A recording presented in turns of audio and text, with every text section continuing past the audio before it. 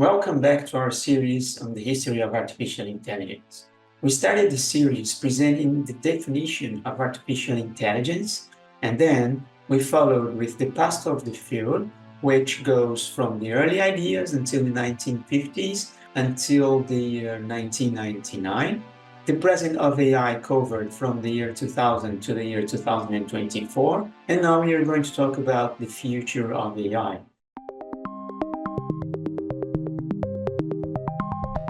The explanation to be performed here will be based on the perspective of several large consultancies.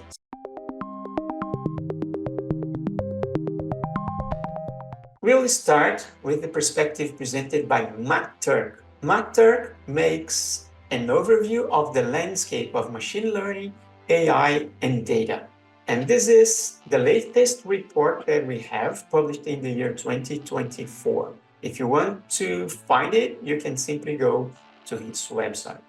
What is the landscape? The MAD landscape is a compilation of a number of companies and startups that work with AI, data, and machine learning. If we look at this landscape, it's very complex, but it involves aspects related with infrastructure, with analytics, machine learning and AI, applications, open source infrastructure, data sources and APIs, data, and AI consulting.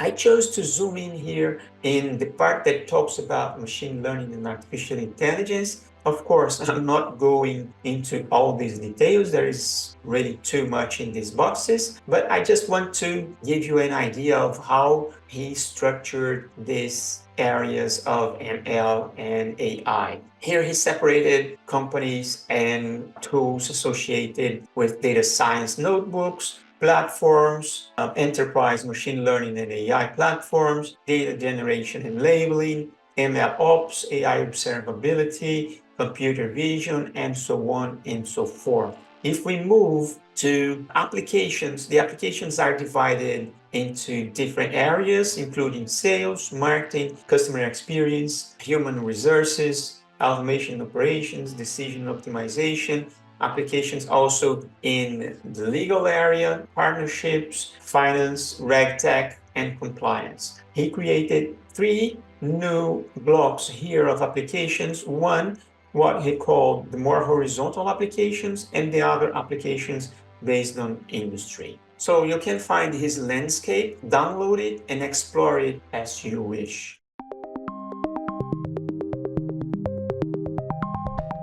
Let's move now to the Gartner hype cycle. The hype cycle is a proposal by the Gartner that involves understanding the maturity of emerging technologies. According to Gartner, emerging technologies pass through 5 different stages of maturity. What they call innovation trigger involves the development of proofs of concepts and a spark in the media interest by this technology. After that, we have the peak of inflated expectations.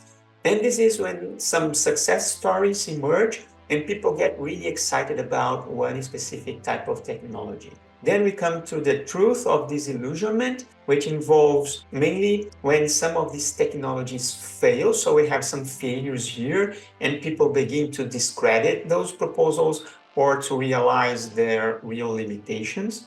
The next stage is the slope of enlightenment, when we have new generations and new pilots emerging. And finally, we have the plateau of productivity, which means that we have mainstream adoption of these technologies. They also proposed here a number of years for some specific technologies. The white circle means less than 2 years. The light blue one is between 2 to 5 years.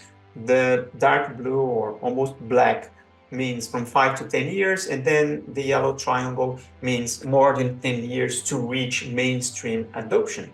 If we look, for example, at generative AI, which is, I would say, the hottest topic that we have in artificial intelligence nowadays, they estimate that it may take in between 2 and 5 years to become mainstream technology.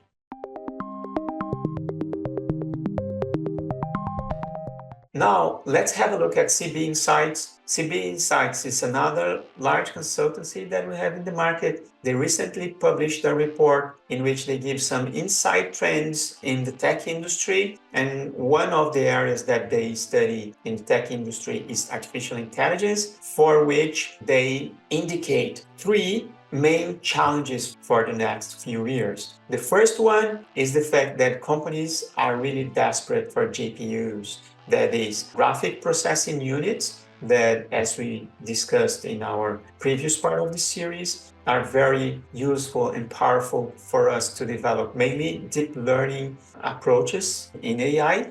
So they say that NVIDIA is not being able to produce everything that is demanded by the market in terms of GPU. Another trend that they observed is the development of multimodal AI. Multimodal AI means one type of development in which we use different types of data. For example, we can use images, we can use video, we can use text, we can use tabular data, which means numeric data in most cases. So we can combine different types of data to develop one specific AI solution. They see that as another important trend in AI nowadays.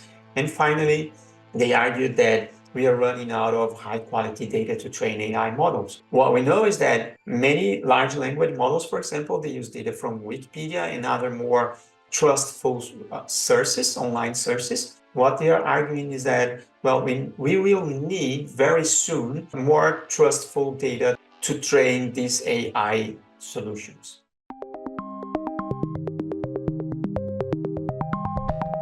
Another consultancy that has been discussing what may happen in the field for the next few years is the Grand View Research. In one of their report, they are presenting what may happen in the field for until the year 2030 or the year 2030. They separate the artificial intelligence applications or markets in healthcare, in banking and financial systems industry, in law, retail, advertisement and media, automotive and transportation, agriculture, manufacturing, and other sectors. What they observe and what they are suggesting is that the applications in healthcare may double until the year 2030 when compared with the year 2022. The banking systems may keep approximately constant and may shrink a little bit. Applications in law may double in size in relation to what they were in 22. And it's interesting to observe that the applications in retail and marketing are going to reduce significantly according to their prediction. This is interesting because we see a lot of AI being applied to retail and to advertisement, just as